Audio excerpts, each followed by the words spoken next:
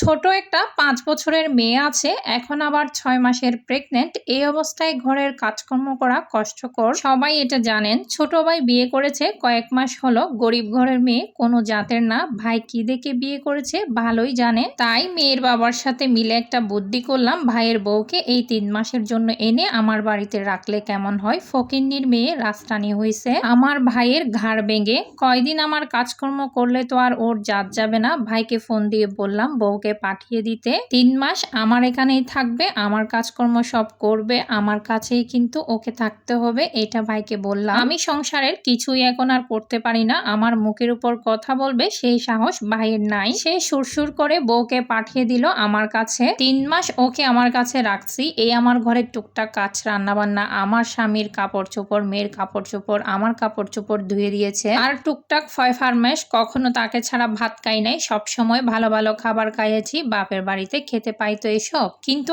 আজ থেকে ভাইয়ের বউ এক মেয়েদের গ্রুপে এসব লিখে পোস্ট দিয়ে দিয়েছে যে সে ৩ মাস আমার আর স্বামীর জামা কাপড় ধুইছে। কত বড় বেয়াদব আর কুটনি চিন্তা করেন। ঘরের কথা সবাইকে জানিয়ে দিয়েছে। গ্রুপে সব মেয়েরা তাকে গালাগালি করছে, সে কেন আমার স্বামীর এবং আমাদের কাপড় চোপড় ধুইল। মেয়েরা কত ছোট মনের ভাবেন একবার। ঘরের বউ শ্বশুর বাড়িতে সবার কাজ করবে, এটাই তো স্বাভাবিক। সবগুলো কুটনা মেয়ে আমার ভাইয়ের বউটার কানে কুমন্ত্রণা দিচ্ছে, কেন সে এ কাজ করলো। এগুলো নিজেরা তো সংসার করার যোগ্যই না, আবার অন্য মেয়েদেরও সংসার ভাঙে। এখন ভাইয়ের বউকে নিয়ে চিন্তায় আছি, ভাবতেছি তার ফোন চালানোটাই বন্ধ করে দিব। ভাইকে বলে এই মোবাইলই সব নষ্টের গোড়া। আমার ভাইয়ের মতো ছেলে পাওয়া আসলেই কপালে। সে যদি সবকিছু মানিয়ে নিয়ে সংসার করতে না পারে তাহলে দোষটা কার বলেন। সবাই তো খালি শ্বশুর বাড়ির মানুষেরই নিন্দা করেন। এই বউগুলো যে কুটনামি করে বেড়ায় সেগুলো তো কেউ বলেন না। আমার বাবার কাপড় ধুইছে সেটাও ফেসবুকে বলে দিছে। শ্বশুরের লুঙ্গি ধুয়ে দিই, বিয়ের পর কখনো শ্বশুর নিজের কাপড় চোপড় ধুই নাই, সেটা ফেসবুকে লিখে স্ট্যাটাস দিয়েছে।